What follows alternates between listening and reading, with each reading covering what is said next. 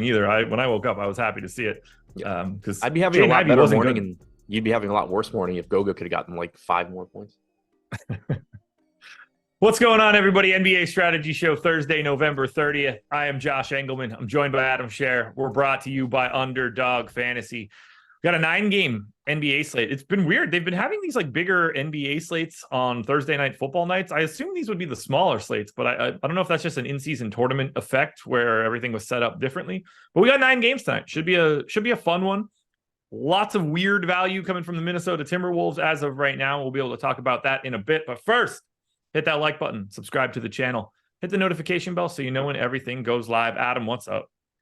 Yeah, how's it going? Yesterday was a wild slate with pretty much all of the chalk failing, but yeah, like I did well in the big tournament, got 7th very easily, could have done better or worse. There was just a lot of teams lumped around each other, but yeah, Millie team sucked. It sucked right out of the gate. I had Bankero, and so I pretty quickly was just swapping to a bunch of random shit.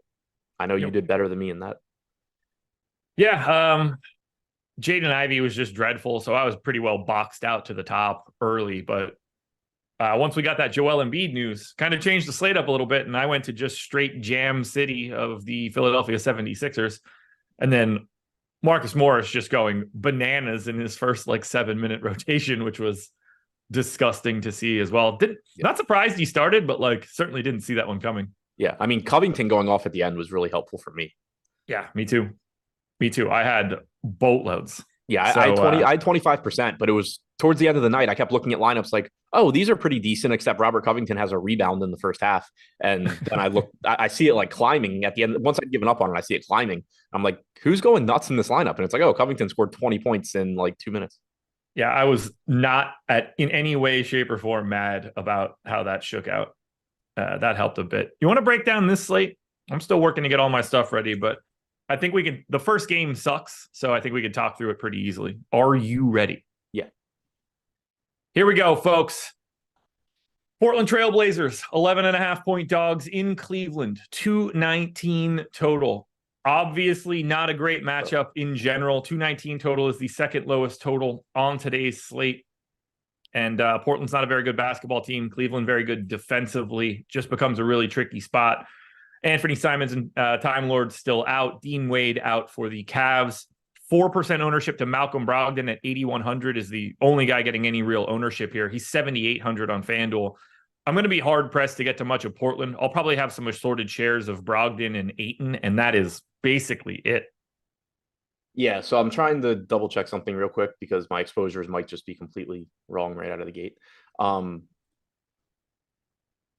Yeah, okay, I'll worry about that later. But yeah, as far as Portland goes, nothing looking great here. We do have Brogdon projected to go a bit under-owned, 6% ownership on DraftKings, 10% chance of being optimal. So he's the guy I'm getting to the most from Portland. I'm getting 17%.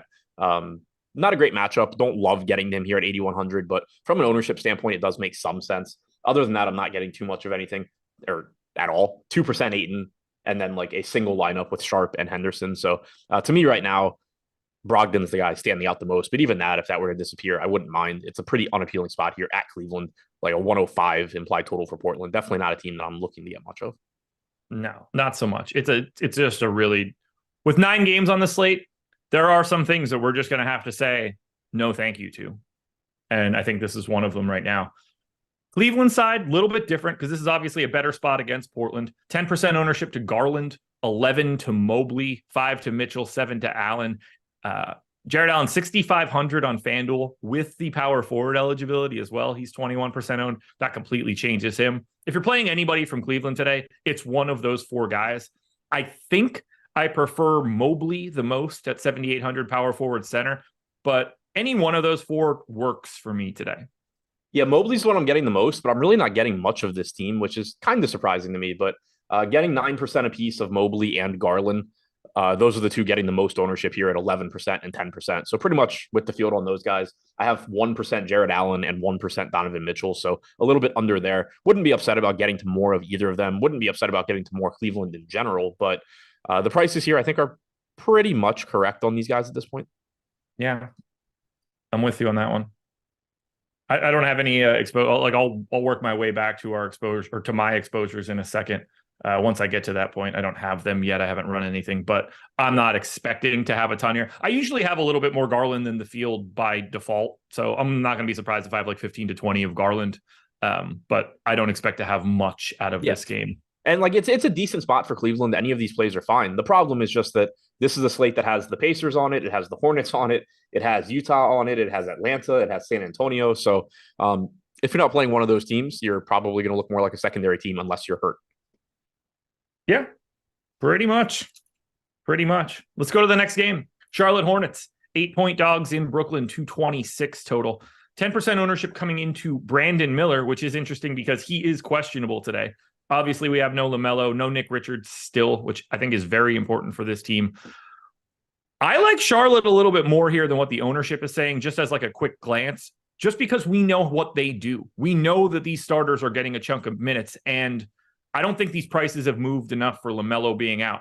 10% ownership to Brandon Miller, 9 to Rozier, 3 to Washington, 5 to Bridges, 3 to Mark Williams. I would like to have a decent chunk of Charlotte today. I am getting to two guys on Charlotte in particular, pretty aggressively compared to the field. Rozier and Hayward both. Rozier's pulling 9% ownership right now, 11% chance of being optimal. Hayward, 6,400 small forward, power forward on DraftKings, pulling 6%, also an 11% chance of being optimal. I have 25% Rozier, 19% Hayward right now. I am perfectly happy getting to either of those guys at those respective salaries at their current ownership. I'm not getting to much of anything else. I only have 3% Miller, 2% Bridges. I have a lineup with PJ Washington. I didn't get to any Mark Williams. Any of those guys are okay for sure, but Rozier and Hayward are the ones that stand out to me as far as just looking a little bit underpriced for LaMelo being out, and then also just not getting much ownership.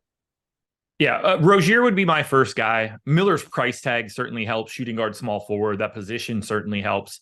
If Bridges had an MPE, I think he would grade out a lot better as well, but he is power forward only. That said, seems like this is sort of his team now. Kind of. Like Rozier is going to be the more sizable usage guy, but like Miles Bridges is like the guy for Charlotte. And I think I'm anxious to see what that looks like. I'm sure he is too. He's probably thrilled LaMelo's out in like if I have a good year and I don't beat up my girlfriend this year, I'm going to get paid. Yeah. And also if he cares about public perception, I mean, like he had made the comment that if Charlotte gets some wins, people will forget, but yeah. That is how sports work, and it's not even necessarily wins. If Bridges just goes out there and starts taking over games, he's going to win back a nice portion of Charlotte fans. Yeah. Charlotte fans in particular will care very little quite quickly if he just plays well. Anything else from the Hornets side? 31 games since the start of last year for Rozier without LaMelo. Obviously, last year they did not have Bridges either, but 1.07 DraftKings points per minute, 36 minutes per game, 29% usage rate. Brooklyn Nets side, 10% ownership to Nick Claxton on DK, 12 to Mikal Bridges on FanDuel. Ooh, Bridges v. Bridges tonight. Going to be quite the battle.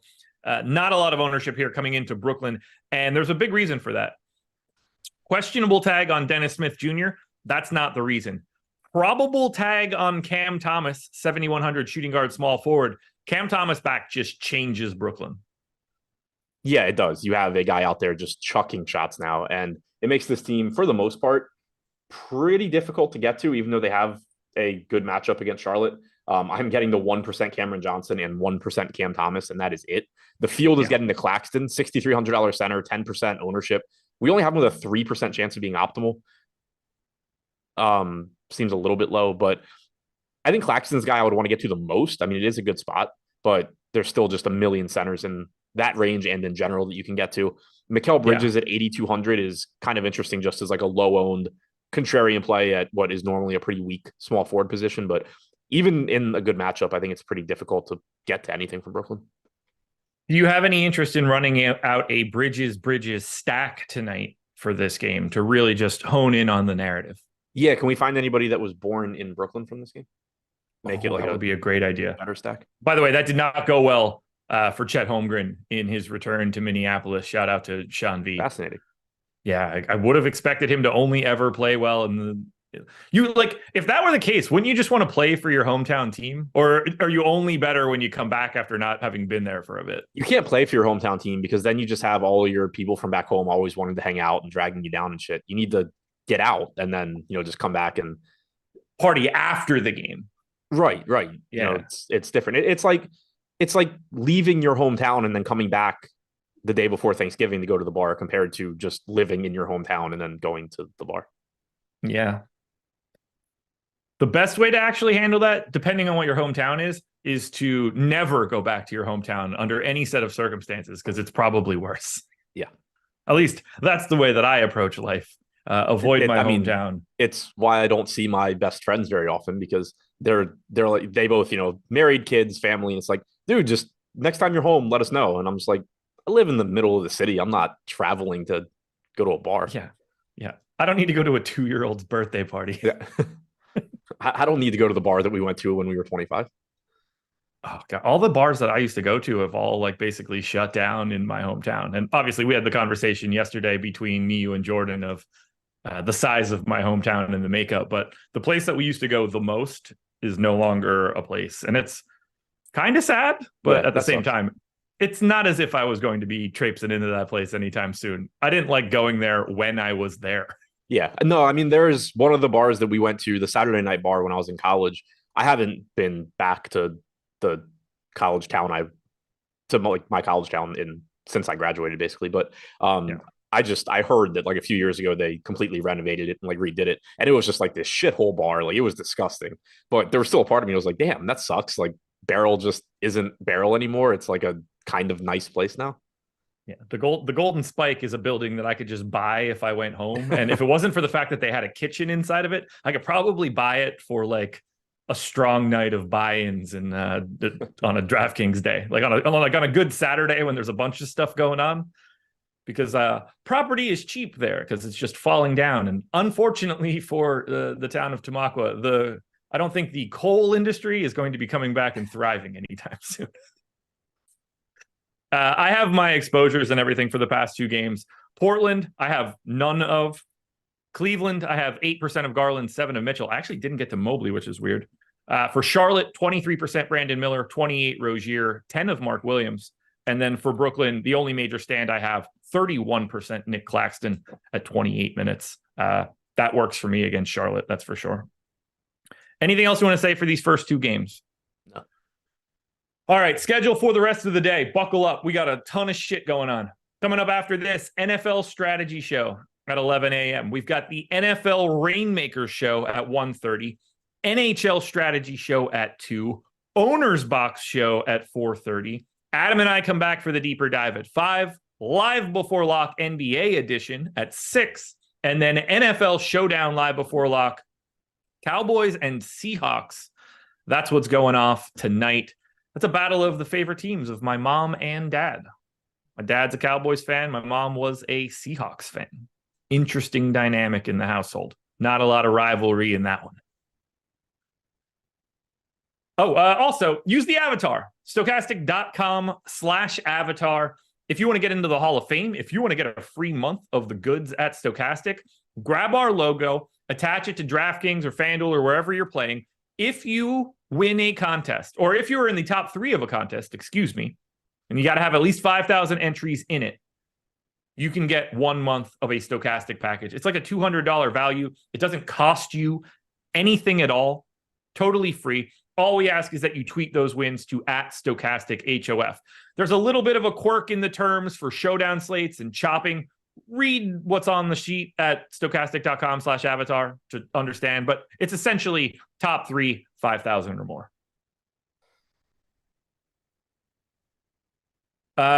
Indiana, buckle up for this one. We got 2 games on here today. I don't know if you've looked at the schedule. Pacers hosting Miami and Atlanta against the Spurs. We've got some games today. Pacers are 2, and I'm actually rerunning my stuff now because of what was happening in this game. Indiana Pacers are 2-point dogs in Miami, 239 total. There's so much to talk about in this one. So we'll start on the Indiana side. Q-tag on TJ McConnell. Our boy Jalen Smith is out. I don't know how he still has a leg. It looked like it folded in half. It looked worse than the Giannis one from the playoffs 2 years ago. So he's out for a bit. I didn't see it. I'll have to go back and watch. Yeah, it's like apparently it's like just like a heel contusion is the way they're calling it. But like if you see the still frame of how his leg looks, you would think that he'll never play basketball again. It looked like McGahee.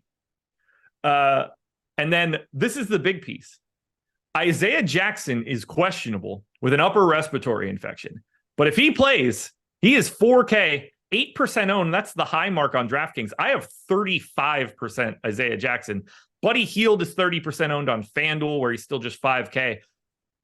Do you know what you're looking at here for Indiana right now? No, I'm rerunning everything because I'll tell you on the Miami side. But nothing looks great to me from Indiana. You know, Halliburton 10-8 if you can get there, cool, but 2% owned, 4% chance of being optimal. We have Jackson with a 22% chance of being optimal at 8% ownership. This is one of those spots that one of those two things is going to change. Ownership's coming up or optimal's coming down by the time we get to lock. But right now we have that sort of weird projection. But if he's in, you know, he should be the backup center here. We'd seen him, you know, in the rotation playing alongside Jalen Smith anyway in the last couple of games. At 4K, he will look like a reasonable value. You could certainly see just more playing time from Miles Turner at 7,400 as well, which makes it kind of interesting, but he is pretty expensive. I think it's a very difficult team to get to in this spot. Yeah. Let's have this Isaiah Jackson conversation. Since we know Jalen Smith is out, we're going straight split to Turner and Jackson in your mind, right? Yes. Assuming Jackson's plays. Assuming Jackson plays. 28-19, 28-20, like something in that neighborhood. Yeah, I think 29-19. Yeah, 29-19 probably makes sense. There is a chance that it just turns into, you know, 34 minutes of Miles Turner, but yeah, which is definitely something we need to talk about. Yeah, I don't think you can project that. No, neither do I. But I think they're playing the 48 minutes and that's it. I would be very surprised to see any other wiggle room there. The question then becomes, what do you do with Jackson? Because at 8% ownership, I'm getting a ton. We're talking about a really good point per minute guy. And now we don't have to worry about any sort of like backup center ambiguity between him and Smith. If he's 8% owned, that would have a lot. I just think that ownership changes.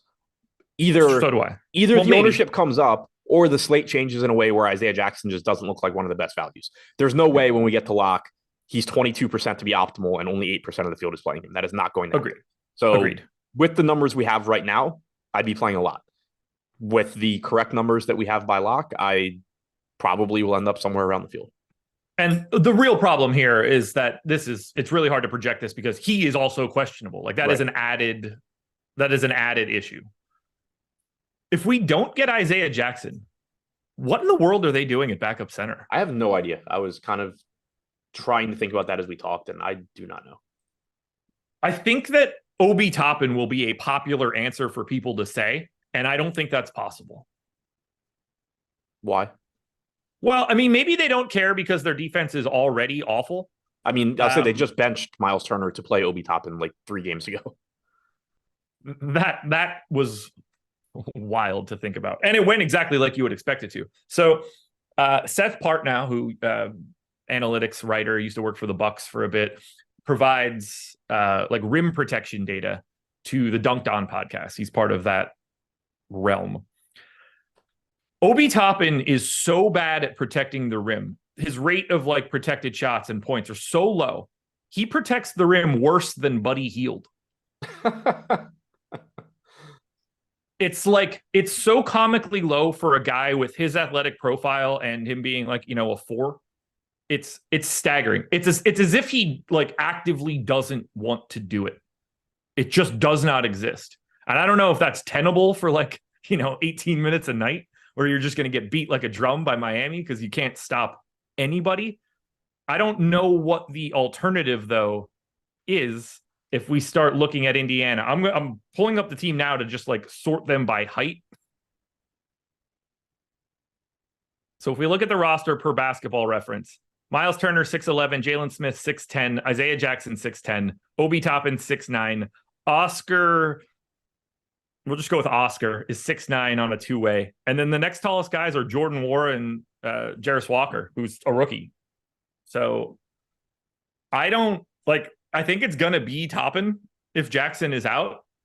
But all that does is make me think, holy shit, Miami's going to dominate.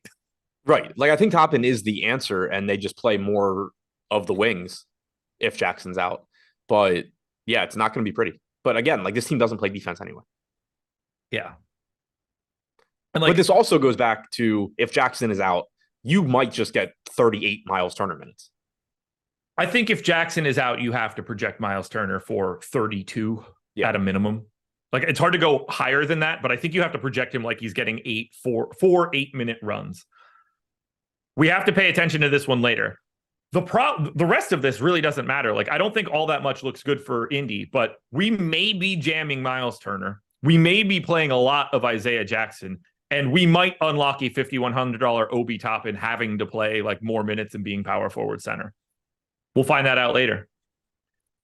The real issue in this game is the fact that the Miami Heat are on the opposite side, and they get the benefit of facing this Pacers team, who is dead last in defense and number 1 in pace. Think about that combination for a second in your mind, what that unlocks. You score a lot and you play as fast as you can. This is nuts for Miami. But Q tag on Haywood Highsmith, probable tag on Duncan Robinson, Q tag on Jimmy Butler. We're projecting Butler for 6% ownership. I have 31. If he's in at 8,300 today, I think he's one of the best plays on the slate. Yeah, if he's in at 8,300, I think he looks pretty good. It's a great matchup, like you said. 121 implied point total for the Heat. I just got my stuff rerun because when I ran it earlier, we had a 53.5 point projection on Bam. So I got 75% Bam. That has come down to 50 fantasy points, which is a bit different. But right now, if the slate started right now, I would only be getting 4% Butler. So still wouldn't be getting a ton. I wouldn't be getting a lot of Miami at all, but and neither is the field really. I'd be around the field with 13% Bam. I'd have 4% Butler, 6% Richardson, 5% Lowry. I'm not really getting to Miami right now with Butler. If Butler's in, I have 31% Butler, and I am more like, I couldn't be happier about it. This is just as good of a spot as it gets. I wish I were getting more Bam. I only got to 4% right now. 9,500 is tough. But if Jimmy Butler's out, we're probably projecting Bam for that 53 plus per fantasy point projection that you mentioned when you started. He's going to look a lot better. I'm also getting 19% of my boy Jaime Jaquez, but again, small forward, power forward, a 0.9 guy on the season. Call that a fantasy point per minute in this kind of spot. Seems like he's like locked into 30 minutes now. Butler or no Butler, if he's 1% owned, I'm happy to get bites of Miami in this matchup against Indiana. Agreed. And as far as Isaiah Jackson goes, fully expected. But if data looks like it does right now when the slate starts, I'd have 63% Jackson, but it won't look like that. All righty. As for the rest of Miami, like, I doubt that I'm getting to too much. Now, if Butler ends up out, then get yourself some Kyle Lowry, some Josh Richardson, some Caleb Martin, some Jaime Jaquez, some Bam. Like, everything is going to look really, really nice here against Indiana if you can take away Butler's minutes and usage. Anything else for the Heat? No. This one's going to be real quick. Detroit Pistons are 13.5 point dogs in New York. New York is basically the inverse of the Pacers. They're 5th in defense and 30th in pace. So good on D and slow. We don't know what the Pistons will look like on the back-to-back, but assuming they're the same team they were yesterday, 1% ownership to Jaden Ivey, whose price went up, is all of the ownership here. I don't know how you get a single share of Detroit. I have 2% Jaden Ivey, so I don't know why you're hating on your boys so much, but no, it's very, very, very, very difficult to get to anything here. $6,200 Ivy, I think, is the only spot really that you could get to at all. He's getting 1% ownership, 4% chance of being optimal. Like I said, I have him in 3 of 150 lineups right now. Yeah. Terrible spot. Slow Knicks team. Very, very good defensive Knicks team. Not good pricing on the Pistons. I have no idea how you get this team. We're going to have to just, like, their injury report's just going to have to put people on it. And it's not out of the realm that it takes people off of it. You could tell me that Boyan is playing today and it'd be like, oh no. Well, that'd be good. Today would be actually a good day. We would get the information and not have to care about it. It would actually be incredibly valuable. Yeah, it's better than like, oh, Detroit's playing the Pacers and also Boyan's back. Yeah. On the Knicks side, we are getting some ownership. It seems mildly extreme, but I'd like to hear your thoughts. 29% coming into Emmanuel Quickly, $5,300 point guard, shooting guard, 18% to Mitchell Robinson at 5,400, and then scattered to everybody else. Look, all of these individual guys do look solid because they get to face the Pistons, but feels like a lot of Quickly. Yeah, I don't really understand the ownership here. He's the guy that I'm getting to the most from the Knicks, but I'm getting to like 15%. The field's at nearly 30. We have him with an 18% chance of being optimal. You're getting, 25, 26 minutes off the bench at 5,300. It's a good spot. It's a reasonable price tag. I think he's a good play, but 29% seems pretty aggressive. So I'm around half the field on him right now. I'm getting to 13% Josh Hart, 4,500 small forward, power forward. He's only getting 9% ownership, so I don't mind kind of turning some of that quickly, I guess, into Hart. Mitchell Robinson minutes also are up lately too. Yeah. Mitchell Robinson also 5,400, getting 18% ownership. We have him 12% to be optimal. This is just another one of those plays where he looks very good. He's underpriced. He's he's a $5,200 center. He's underpriced. The problem is just from a range of outcome standpoint, you can just very easily like 2v2 Mitchell Robinson into anything else. And so I'm getting to 9% right now. I'm still getting him, a decent amount, but I'm just not getting to the field because I think there's enough ways that you can swap him to a very similar range of outcomes, 2v2 at lower ownership. There's so many versions of Mitchell Robinson that the moment that ownership starts to creep up a little bit higher than an optimal rate, you just know right out of the gate, that guy's gone and I'm grabbing some other guy at like 6%. And also, keep in mind, especially when I'm talking centers or expensive players on this slate, I do have 63% Isaiah Jackson right now, which is most likely coming down when his ownership comes up. So that's also pulling away some of the Mitchell Robinson. If you tell me that Isaiah Jackson at 4K is 8% owned and Robinson at 5,200 is 18%, I'm just going to play a ton of Isaiah Jackson, but that's not going to actually be what happens. The Milwaukee Bucks are 8-point favorites in Chicago, 227 total. Hard to talk about this one, particularly from the Chicago side right now. For Milwaukee, no Pat Connaughton, no Jay Crowder. Everybody else is available. 9% ownership to Middleton and Lillard are the high marks. Nobody gets to 10% across DK or FanDuel. I think these guys look okay. Chicago plays ultra slow. They're 29th in pace, so that really kind of limits this one. I wouldn't mind having shares of Lillard or Giannis. I'm just not getting it. I don't think Milwaukee is going to be all that interesting, and we're live to see this one look extra special awful if the Chicago injury report, which is Q tag on Caruso, DeRozan, and Levine, ends up breaking the wrong way. Yeah. I'm getting to a little bit of Milwaukee. Middleton's my highest owned guy right now at 12%, which is in line with his optimal percentage, slightly over the field. Played 23 and a half minutes last game. Shooting guard, small forward, 5,900. If you're playing him, you're kind of just hoping he gets to like 25, 26 minutes, but I don't have much confidence in him. It's just a cheap enough price tag where mixing him in here and there makes some sense. Other than that, Dame at 7% is my next highest owned guy from Milwaukee on DraftKings. He's at 9,100. Don't mind that price tag from an upside standpoint, but it's very difficult to prioritize. 3% Lopez, 2% Beasley, 1% Giannis. Mostly not getting to the Bucks all that much. I have one share of Giannis, one share of Middleton. We certainly cannot talk about the Chicago Bulls right now, other than the fact that 16% ownership is coming into a $3,400 Andre Drummond, and I have 28%, but that'll get handled throughout the day. He does look good on a point per dollar basis, like no disagreements there, but it's just the same issue we've had. There's kind of two competing ways to think about it. One, you're getting a really cheap, good point per minute guy that clearly can just pay off this salary, but from a point per dollar standpoint. But the other part is, even if you get like 25 fantasy points from Andre Drummond, there's a lot of ways the slate breaks where that is actively hurting you, even though it's like 8x. I think everybody needs to start getting ready for the fact that Andre Drummond might become like the pseudo starter for the Chicago Bulls in the very near future.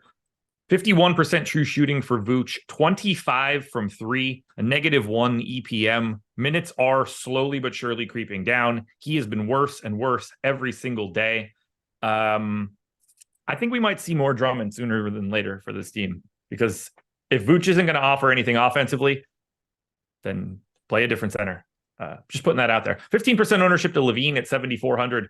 Who the hell knows? Q tag on Caruso, Q tag on DeRozan, Q tag on Levine. We can spend all day just breaking down the different machinations of what this is going to look like. But if one of those guys ends up, if DeRozan or Levine ends up out and the other one's in, play the other one. He's going to look way better and at a pretty solid price tag. If more than one of those three guys are out, you're going to have some value here. But there's nothing we can do right now. Yeah, right. Like with everybody projected in, I'm getting to around 15% or 20% Levine. So slightly Same. over the field. I like that price tag, 7,400 shooting guard, small forward.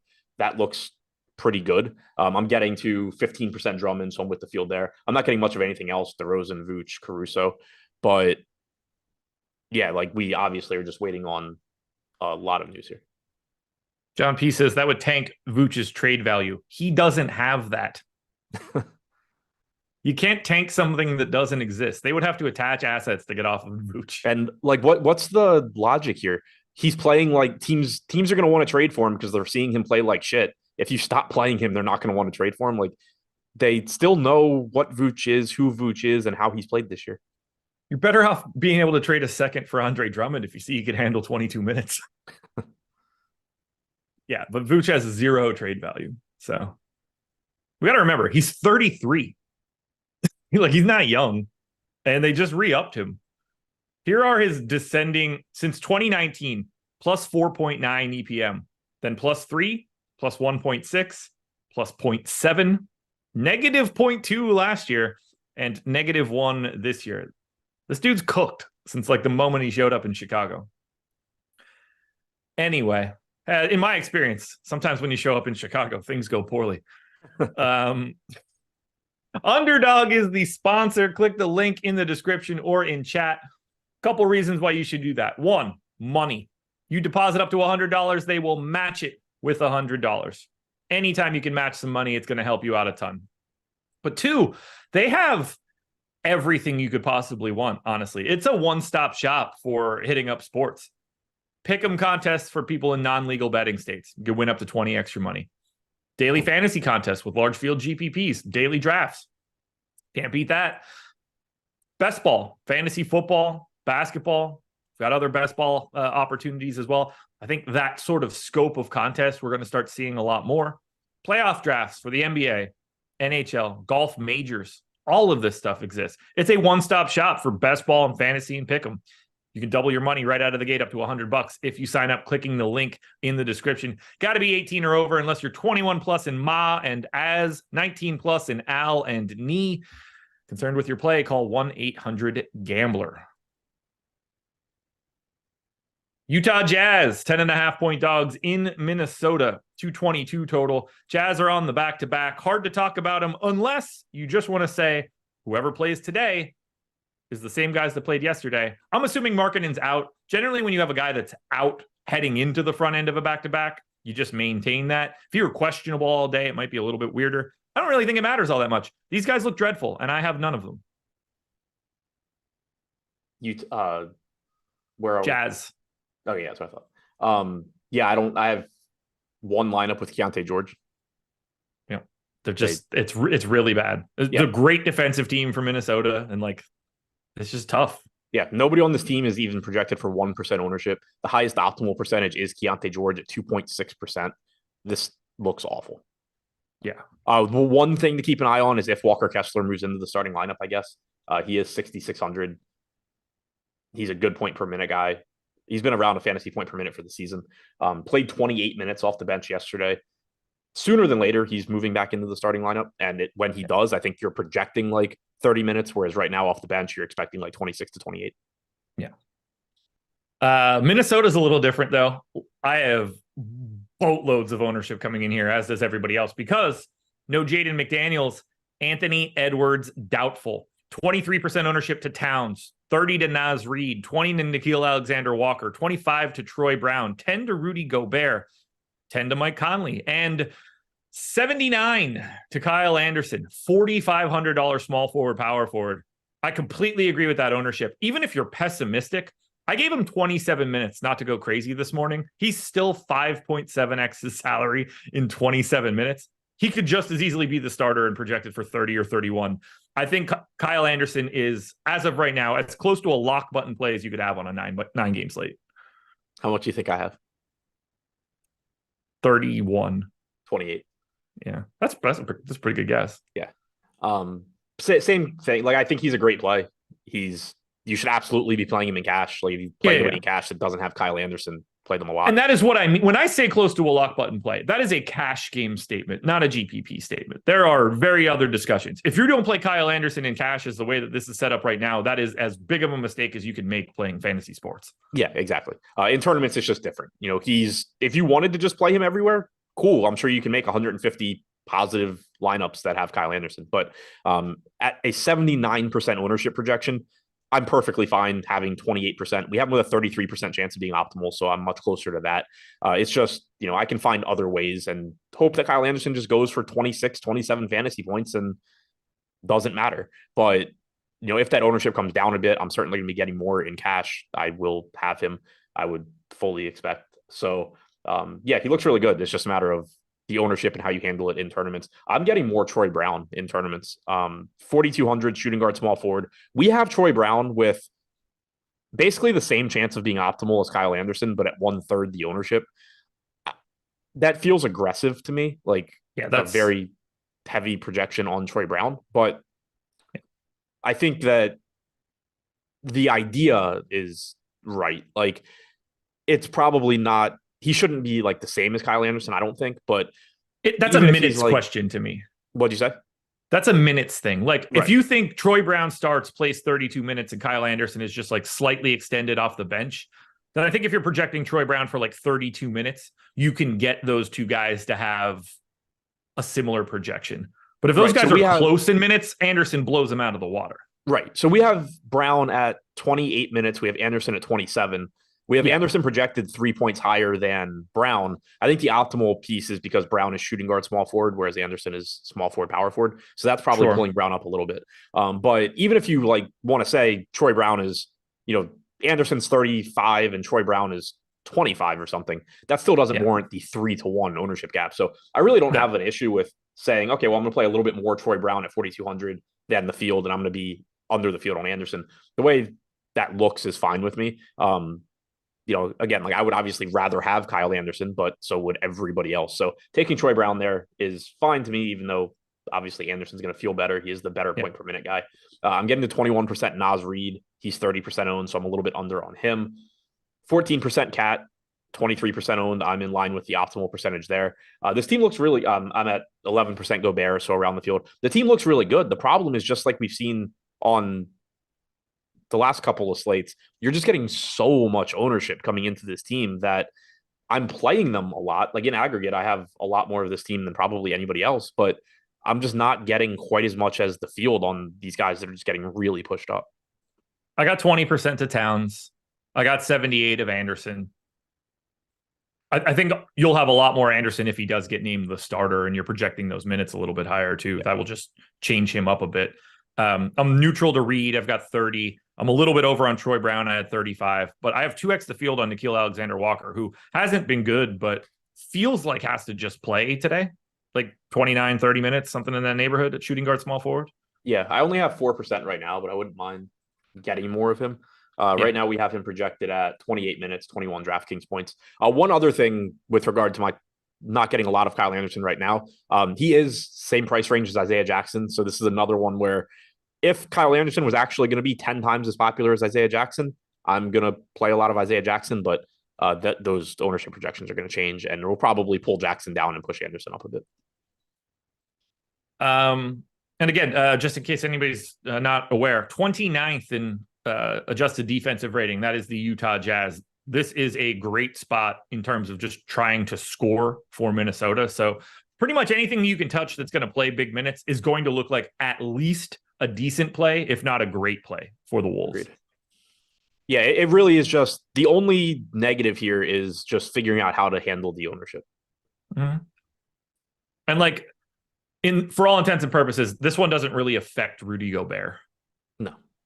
So I have 5%. He's 11. No matter how this shakes out, like Rudy Gobert is just going to play his Rudy Gobert minutes and play his Rudy Gobert role. So I forget. I don't have the number up still. Towns, since last year, in games where he, Gobert, and Conley have all played, taking Edwards off, it's like 200 and something minutes, 40% usage for Towns. Yeah, that's a lot. So far, like obviously you don't project that, but like even just taking 8 percentage points off of that makes Towns project like insane. Yeah, he's played 126 minutes this season without Edwards on the floor, 36.6% usage. Yeah. Conley is somehow at 10% still. Yeah. But it's 1.43 DraftKings points per minute for Towns.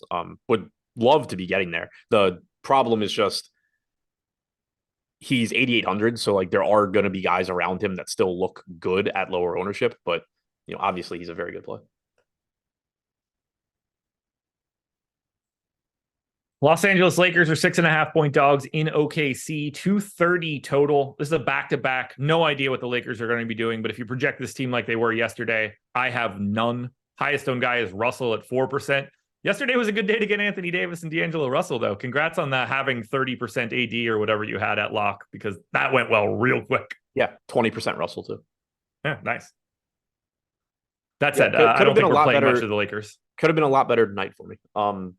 Yeah, I'm getting 15% LeBron right now. That's my highest owned guy from the Lakers. Certainly don't have any issue with that, assuming that he plays. He's getting 3% ownership right now, so I really have no problem with getting 15% LeBron. Other than that, I have 7% D'Angelo Russell and then basically nothing else. Russell's getting 4% ownership. Davis 10-2. Certainly would like to get there again. The problem right now, at least, is just that I have Isaiah Jackson taking up a center spot a lot. Then you also have, a lot of other cheap centers. So I'm not really getting to Davis on DraftKings right now, but if that were to change, it's not something that would upset me. Yeah, I don't get this Lakers team. OKC side, 10% ownership coming into Jalen Williams, 12 to Josh Giddey. I thought that was going to be more like 15 or 16. Shea at 11. I have 37% of Jalen Williams, 39 of Giddey, 12 of Lou Dort, and 10 of Shea. I am getting to the Oklahoma City Thunder in a big way today, and I did not expect to see that. I almost don't know why either. You said what? I don't know why either. Oh, yeah, I'm much more around the field here. Jalen Williams, small forward, power forward, 5,900. So that price tag has come down a little bit. I'm getting him the most at 15%. So like 1.5x the field on him. I'm getting 12 or 13% Shea. Field's at 11%. So I'm slightly over there. That I'm always happy with as much Shea as I can get to. Josh Giddey showing up 11%, Dort 10%, Isaiah Joe 8% for whatever reason. My guess is that's just a $4,400 Ford not named Kyle Anderson that is getting thrown in a little bit. Chet showing up 4% of the time, but Jalen Williams, Shea, Giddey, Dort getting 10 to 15% of all those guys. Yeah, they look good. Dort's another just sort of he doesn't project nearly as well as Kyle Anderson, but he's also getting like 1/20th the ownership. On November 8th, Jalen Williams was 7K. He was 5,900 today. That's crazy. This is like the low end of his price range. So he looks a little bit more interesting to me. Anything else for Oklahoma City? Nope.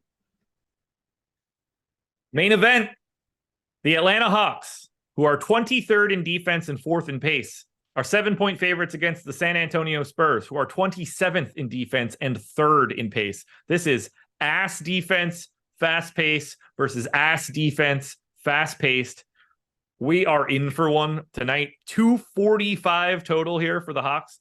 We've seen them be in some shootouts before. Can San Antonio keep up? We'll find out. Atlanta's got everybody in. The one big question mark we have for tonight kind of sucks because he looks great once we get there.